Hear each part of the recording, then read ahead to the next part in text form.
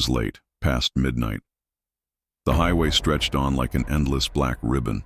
Only the hum of tires and the faint whisper of wind filled the silence. I was driving alone, trying to make it through the night. The GPS said the next town was almost an hour away, but my gas gauge was sinking. Faster than I expected. Then I saw it. A glowing sign through the trees. A pit stop. The kind of old gas station you only notice when you're desperate. I slowed down, pulled off the highway. The gravel crunched under my tires. And there it was. A small building. Dim lights buzzing. Two old pumps standing like rusted soldiers. The forest pressed in around it, thick with tall pines that blocked out the moon. I cut the engine.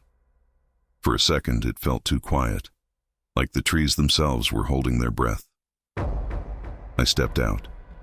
The air smelled of oil, damp wood, and something else, something metallic.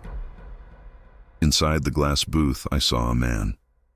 Thin, pale, leaning against the counter like he hadn't moved in hours. I raised my hand. He didn't wave back, just stared. I swiped my card. The pump clicked, but no gas came out. I glanced toward the booth. The man tilted his head. His mouth curled, halfway between a smile and something else. I walked over, opened the door. A bell jingled weakly. "Pump's not working," I said. The man's eyes were too wide, too shiny in the dim light. He spoke slowly. "Not everything works around here." His voice was gravelly, low, like each word hurt to push out. I tried to laugh it off. "Well, I just need a few gallons to make it to town." Silence. The man tapped the counter with one finger. The sound echoed too loud in the tiny room. "You shouldn't be here," he whispered. "Not tonight." Something in his tone made my stomach twist. I forced a smile. "Look, just tell me how to get this working." He leaned closer. I could smell his breath. Sour, rotten. His whisper was sharper now. "They come when the fog settles. Don't open your car door." I froze. "What?" Before I could say more, the lights flickered, buzzed, then went out. Darkness, total, except for the faint glow of my car headlights outside. I turned back toward the counter, but the man was gone. The door creaked. I spun around. Nothing, only shadows moving against the windows. I rushed outside. The air was heavy now, a thin fog creeping in from the forest. It curled around the pumps, around my car. And then I saw them. Figures, at first just shapes in the mist, tall, thin, moving slowly between the pines. I scrambled to my car, locked the doors, heart pounding so loud it drowned out everything else. The figures came closer, not walking, gliding. Their faces were pale, stretched, mouths too wide, eyes too dark. One pressed its hand against my window. The skin was gray, almost translucent. It leaned closer, and its mouth opened, revealing nothing but black. I turned the key. The engine sputtered, coughed, wouldn't start. The fog thickened. Figures circled the car, hands dragging across the glass, leaving streaks, like ash. I remembered the man's words, "Don't open your car door." I gripped the wheel, praying, trying again. The engine roared to life, headlights cut through the fog. For a split second, the figures shrieked, not with sound, but with silence so sharp it pierced my skull. I slammed the gas, tore down the gravel drive, back onto the highway. When I looked in the mirror, the pit stop was gone. Just forest, dark, endless forest. And somewhere in the distance, a whisper, "You shouldn't have stopped."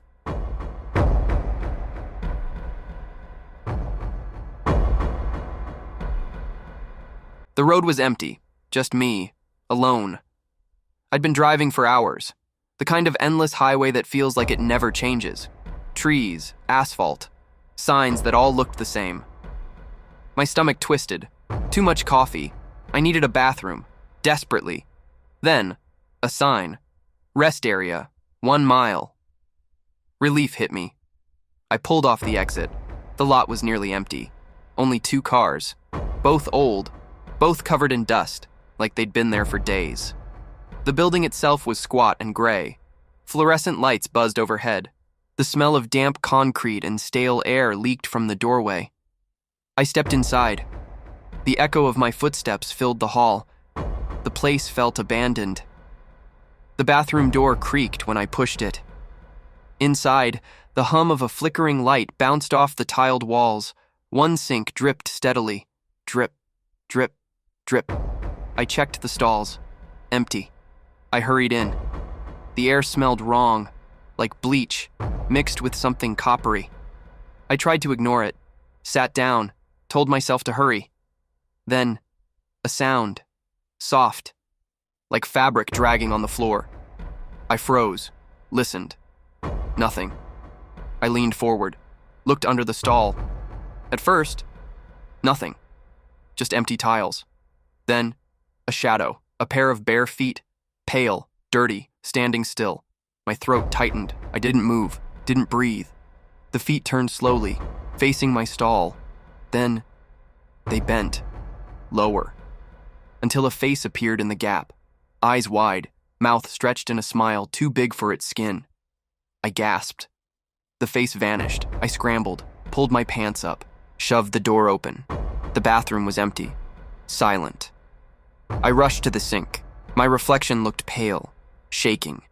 Behind me, a stall door creaked open. I spun, empty. Then another, creak.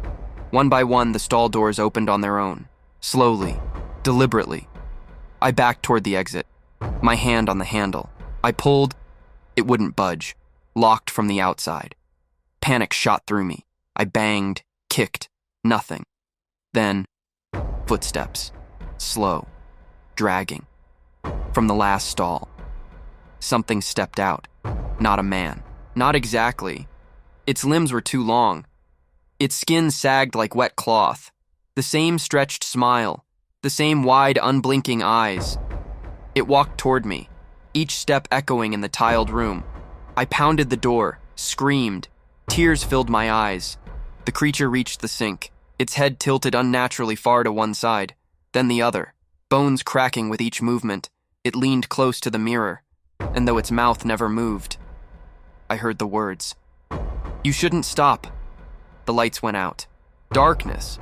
Only the sound of dripping water and breathing right behind me. I don't remember what happened next. Only that I woke up in my car, engine running, highway stretching ahead. The rest stop. Gone.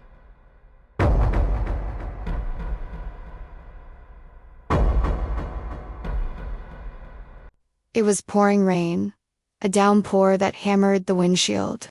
The wipers barely kept up. I was exhausted, driving a long haul from state to state. The kind of drive where sleep feels impossible and rest feels dangerous. I saw the lights first, a truck stop glowing through the rain, warm, safe. I pulled in, slid into a spot near the corner of the lot. The neon sign buzzed, open 24 hours. Inside, the warmth hit me like a wave. Coffee aroma, fried food sizzling, fluorescent lights humming softly. A man behind the counter nodded, middle-aged, eyes too dark, too steady, clothing soaked from the rain. "Long drive?" he asked. His voice was calm. Too calm, I nodded. "Yeah, need a coffee. And maybe a shower if you have a room." He didn't smile, just handed me a cup. "Upstairs. Room 7, I went up. Towels were folded neatly on the bed. The shower ran hot. Everything normal. Too normal. I slept. Light, but enough. Hours later, I woke. The sound of rain still heavy on the roof. But something else. A noise. Soft, scraping, like fingernails on metal. I froze. Heart hammering. The sound came from the hallway. I grabbed my bag, opened the door slowly. The hall was empty. I stepped out, sloshed down the carpeted stairs. The lobby was dark. No customers. The man behind the counter was gone. The sound was louder now. From the storage area near the kitchen, I peeked in. Nothing. And then I saw it. Not the man, but his eyes. Peephole eyes, staring at me from a dark corner. The scratching stopped. I thought I was imagining it. Then the lights flickered, buzzed, A shadow moved, and a voice whispered from the corner, "Don't leave." I froze, feet glued to the floor. The rain outside seemed to fade. All sounds sucked out of the room. Then movement. The man stepped into view, hands wet, smell of wet wool, and something else. "Iron. You shouldn't be awake," he said. Voice calm, menacingly calm. I tried to back away, felt the wet floor slip under my shoes. He followed. Doors locked, windows locked. The lights went out. In darkness, I ran blindly, heart screaming. I could hear him behind me. Slow, deliberate steps. Then, the emergency lights flickered on. Red, blood red. I saw the lobby, empty. The door to the parking lot wide open. I didn't think. I ran. Out into the storm. My car was where I parked. Rain slapping my face. I jumped in, turned the key. Engine roared. I drove off. When I glanced back, the truck stop, gone. No neon, no lot. Just black rain and the highway stretching endlessly.